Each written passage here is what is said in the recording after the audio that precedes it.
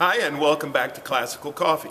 Today we're going to talk about Jennifer Higdon's wonderful piece, Blue Cathedral.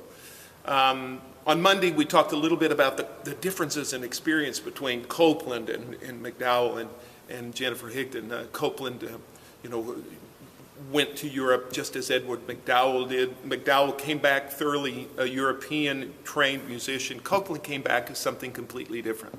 He had that wonderful training in Paris with Nadia Boulanger, but she encouraged him to really seek his own voice in music and an American voice, using jazz and other elements to create a unique sound. And he did just that, really captivating the imagination of the American people. Jennifer comes from a totally different tradition. She didn't go to Europe to study. In fact, when she was growing up, she really didn't hear classical music. What she heard was Bob Dylan, the Beatles, songs on the radio.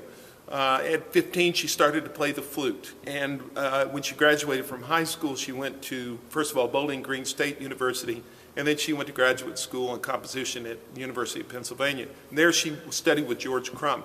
And she says, unlike Copland, who came back with this wealth of schooling in Bach and Beethoven and everyone else, Jennifer really was kind of a blank slate. She says she was kind of at a disadvantage with her fellow students because they had been listening to Beethoven since they were 3 years old. And she was coming to it new, which kind of parallels my experience as well, because I really didn't discover Mozart till I was in college. But she knew from listening to all the Beatles and the way the Beatles could speak to people that when she was writing classical music, that she wanted music that would communicate, connect. So she said she wants her music to be as hospitable as a Southern dinner, and she doesn't want people to have a PhD in music to understand it, and that certainly is the case with this. Blue Cathedral is written in memory of her brother, Andrew Blue Higdon, who died at age 33 from melanoma, and his voice is represented in this piece, and things about him are represented in the piece. He was a clarinet player. She played flute in the high school band. He played clarinet. So you'll notice that throughout this piece there is this interwoven dialogue between solo flute, solo clarinet. They meet and they part, and they meet and they part, as we do with our siblings. At the very end, it's as if the flute is trying to follow. I think the piece is a metaphorical representation of Andrew's soul moving on, and the flute can't quite keep with the clarinet. So the sonorities that she creates are really intended to create give you the impression of the passage of time with clocks, with bells. The sonorities of bells are really prominent in this, and also the image of ascending into the sky, into a cathedral. She has something she's written about the piece that I think speaks very well. Blue, like the sky, where all possibilities soar. Cathedrals, a place of thought, of growth, spiritual expression, serving as a symbolic doorway into and out of this world. Cathedrals represent a place of beginnings and endings, solitude, fellowship, contemplation, knowledge, and growth. As I was writing this piece, I found myself imagining a journey through a glass cathedral in the sky. Because the walls would be transparent, I saw the image of clouds and blueness permeating from the outside of this church. In my mind's eye, the listener would enter from the back of the sanctuary, floating along the corridor among giant crystal pillars, moving in a contemplative stance.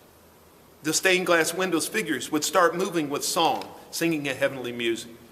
The listener would float down the aisle, slowly moving upward at first, and then progressing at a quicker pace, rising towards an immense ceiling which would open to the sky. As this journey progressed, the speed of the traveler would increase, rushing forward and upward.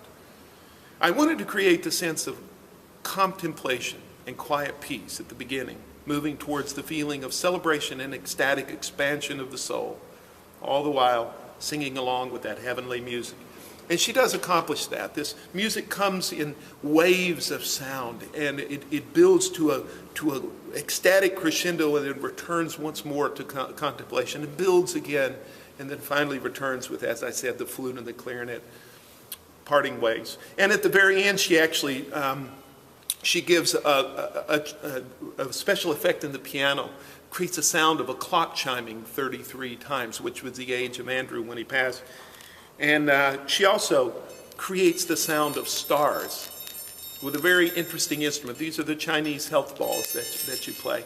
And they're actually distributed amongst the orchestra. So at the end, the orchestra, most of them are not playing their instruments, they're playing this, which creates this wonderful sound with bell-like sounds from the percussion and actually water glasses being played as well. So it's really a remarkable piece, a wonderful sonority.